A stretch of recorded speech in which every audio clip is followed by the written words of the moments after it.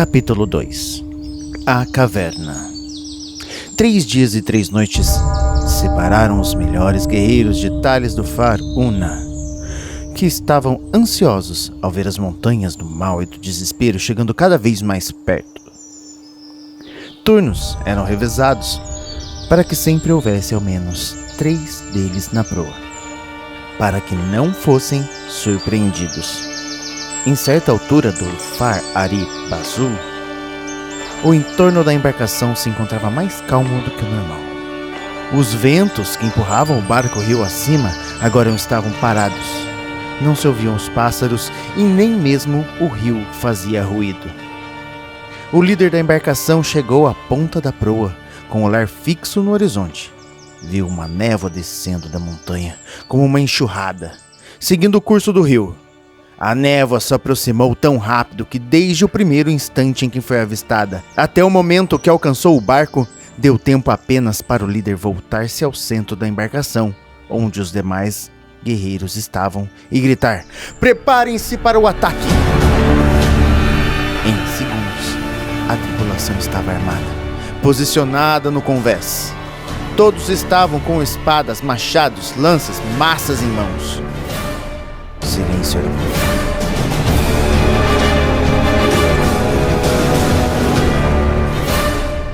A névoa era tão densa que não era possível ver mais do que 3 passos à frente. O dia, que existia há poucos minutos, parecia agora um crepúsculo. De maneira tão instantânea como sua chegada, a névoa desapareceu. Assim que se dissipou, sons de armas sendo jogadas ao chão puderam ser ouvidos. E quando os olhos dos guerreiros conseguiram enxergar novamente, perceberam que cada um deles estava com uma cimitarra pressionada contra o pescoço, forçando-os a deixar as suas armas caírem ao convés. Eles tinham sido cercados por criaturas obscuras que vestiam túnicas tão escuras que pareciam absorver toda a sua luz. Onde deveria haver um rosto, havia apenas uma sombra sólida que nenhuma posição ou claridade revelava. Em poucos segundos, todos estavam rendidos. Suas armas foram coletadas e lançadas ao rio. Suas mãos foram amarradas umas às outras, formando uma longa corrente de guerreiros lado a lado. Seguindo o rio acima, após algumas horas, chegaram a um porto de madeira escura, aos pés de uma cachoeira, a nascente do Far Ari Bazu. Puxado pelo maior dos monstros, os guerreiros puderam ver que as criaturas usavam algo parecido com um chapéu formado por um cilindro preso à cabeça e coberto por uma pequena plataforma quadrada. Sobre essa plataforma, uma corda trançada se movia como se tivesse vida própria. Um a um, os guerreiros foram levados para uma caverna atrás da queda d'água. Lá foram posicionados lado a lado, de frente com os monstros. Cada vez que o líder das criaturas dava um passo, os demais gritavam: "Formand Aul!" Após 3 passos, eles estavam a menos de 30 centímetros dos guerreiros. O hálito podre das criaturas faziam balançar a barba de algum deles. Então o líder bradou: "Por Meth!" E os demais responderam: "Por Matik!" Todos os monstros chutaram o peito dos guerreiros ao mesmo tempo, lançando-os para trás, numa vala entre o chão e a parede. Os guerreiros caíram em um enorme salão subterrâneo, tão grande que a sua dimensão era impossível perceber, apenas pelos ecos dos corpos caindo no chão. Um a um eles se levantaram, percebendo que estavam todos vivos. Enquanto se recompunham, começaram a verificar o que restava após a revista dos monstros.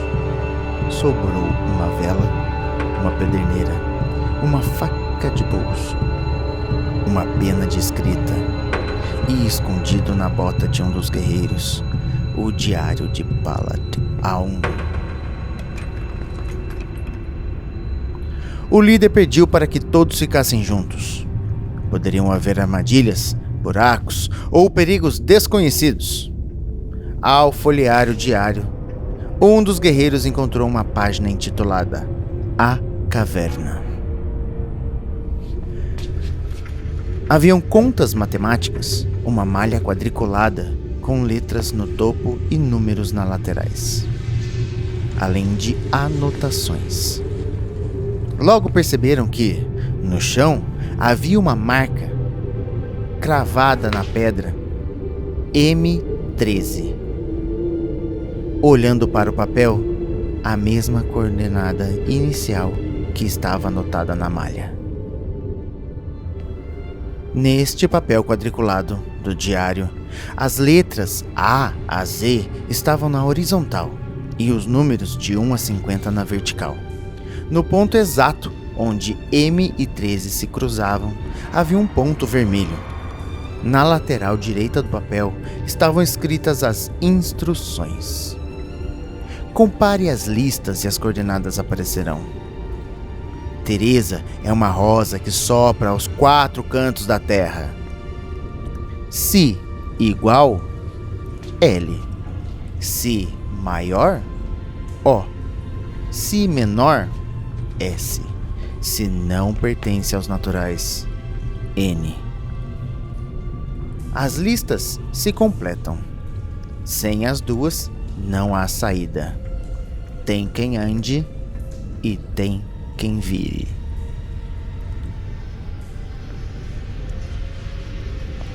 Junto a esse papel quadriculado foram encontrados mais 2 papéis, uma lista de exercícios matemáticos, cada um com 22 questões.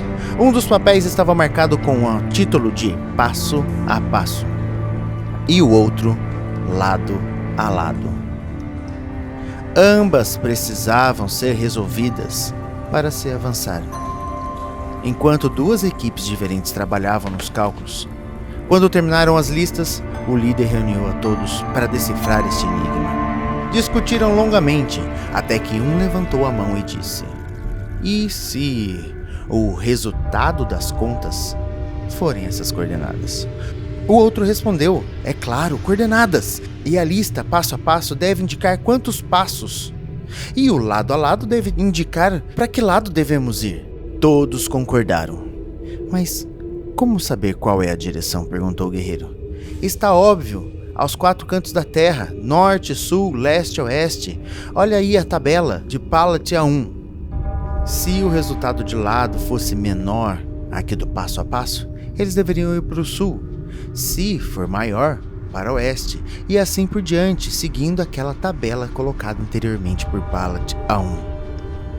Passo a passo, coordenada por coordenada, desenharam um caminho sobre a grade. Desenharam o caminho nesse papel gradeado. M13, M17, D17 e assim vai. Todos um por um, até que chegaram na última coordenada, a X15. Todos os pontos foram marcados com a tinta vermelha. Ao chegarem na coordenada final X15, encontraram uma página empoeirada com o mesmo estilo do diário de Pallet A1. Nele havia escrito o título Criptografia. Um quadro com letras embaralhadas e, em uma das células, um símbolo parecido com uma gota invertida, indicando X15. Os guerreiros pensaram durante muito tempo, até que um deles, cansado, sobrepôs uma folha contra a outra. A luz fraca da vela, já quase no final, fez iluminar o papel e perceber que algumas letras se alinhavam com os pontos marcados. Letra por letra, foram anotando D, E, N, até que a frase completa se revelou e o líder disse: "De negativo para positivo." Assim que o líder disse, o chão começou a tremer. Uma poeira começou a ser levantada do chão. E assim se revelou uma escada por debaixo dos pés deles. Eles finalmente haviam encontrado a saída da caverna.